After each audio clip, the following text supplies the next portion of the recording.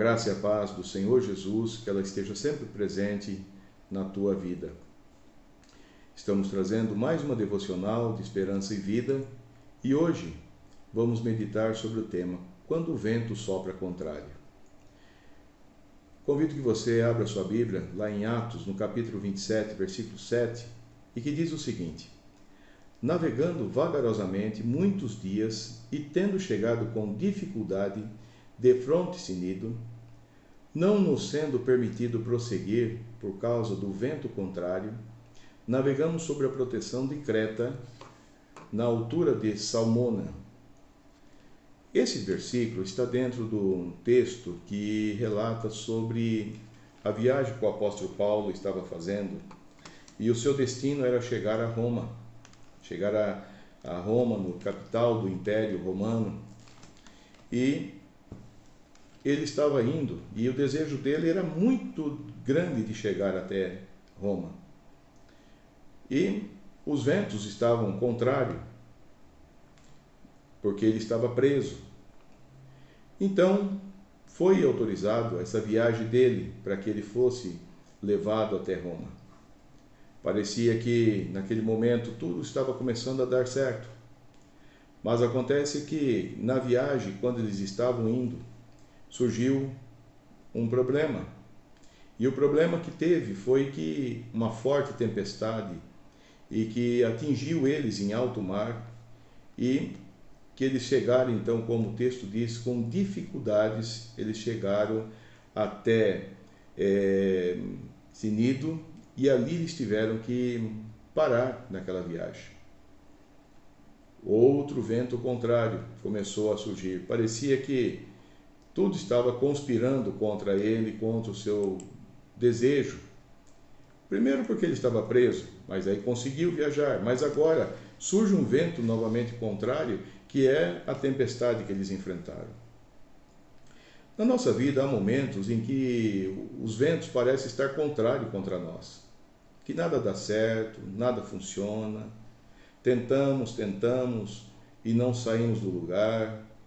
Há um dito popular dizendo o seguinte: parece que está patinando sobre areia, andando sobre areia, ali não consegue prosseguir, não consegue ir adiante. E Lucas, o evangelista Lucas, quando escreveu esse texto sobre a vida do apóstolo Paulo, esta viagem, ele mostra então o que estava acontecendo. E tudo parecia não ia dar certo, que Paulo não conseguiria, que talvez até muitos poderiam pensar que iriam morrer em alto mar e ninguém chegaria a lugar nenhum. Mas Paulo, ele era diferente, ele tinha no seu coração, dentre todas as pessoas, tripulantes, os passageiros, todos que estavam naquele navio, naquela embarcação, tinha uma pessoa que era diferente e essa pessoa era Paulo. Ele tinha certeza no seu coração de que Deus estava com ele, que ele conseguiria chegar, não só ele, mas todos os demais, que eles chegariam vivos até Roma. E é isso que acontece na nossa vida. Quando tudo parece conspirar contra a nossa vida, o que fazer quando, por mais que tentamos, não conseguimos ir a lugar nenhum? Não conseguimos ver possibilidades. O que fazer quando na nossa vida, os ventos parece que sopram contrário contra nós, que os céus estão blindados, que o barco da nossa vida está sendo açoitado pelas fortes ondas de uma tempestade, de dificuldades, problemas vêm sobre nós. Esse texto aqui nos dá algumas dicas de como nos comportar e o que fazer nesse tempo. A primeira dica que tem é: nós devemos reavaliar as nossas prioridades. Qual é as prioridades que você tem na sua vida? O que é mais importante na sua vida? Nós precisamos reavaliar. E é exatamente isso que Paulo, ele tinha na sua vida, e ele e os seus companheiros. O desejo deles, a prioridade, ele queria chegar a Roma. Ele queria estar lá. E para isso, então, ele precisava fazer algo para poder chegar até lá.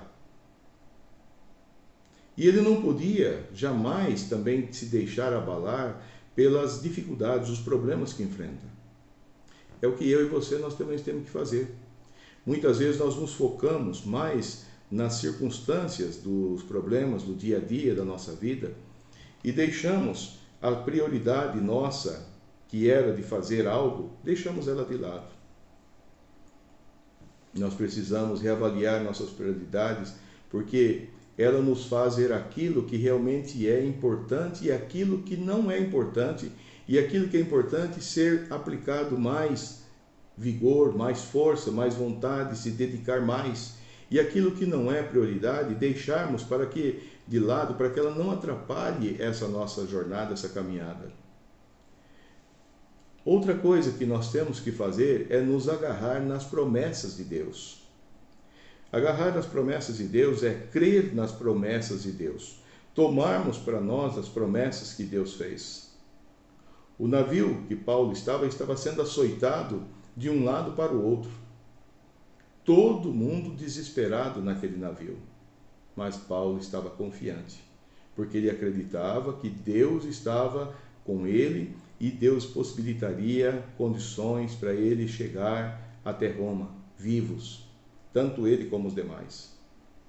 Nós também precisamos colocar Deus em primeiro lugar, acreditar nas promessas de Deus.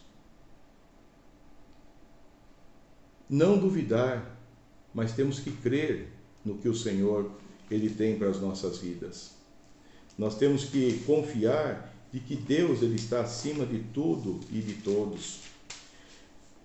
No Salmo 46, que diz o seguinte: Deus é o nosso refúgio e fortaleza, socorro bem presente nas tribulações. Portanto, não temeremos, ainda que a terra se transtorne e os montes se abalem no seio dos mares. Nós temos que confiar nesse Deus poderoso, esse Deus misericordioso.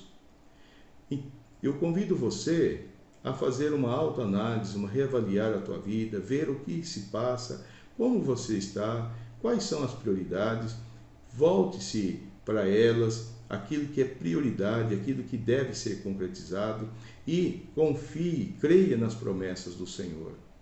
Porque Deus ele é o nosso refúgio, fortaleza e o socorro bem presente nas tribulações. Creia no Senhor.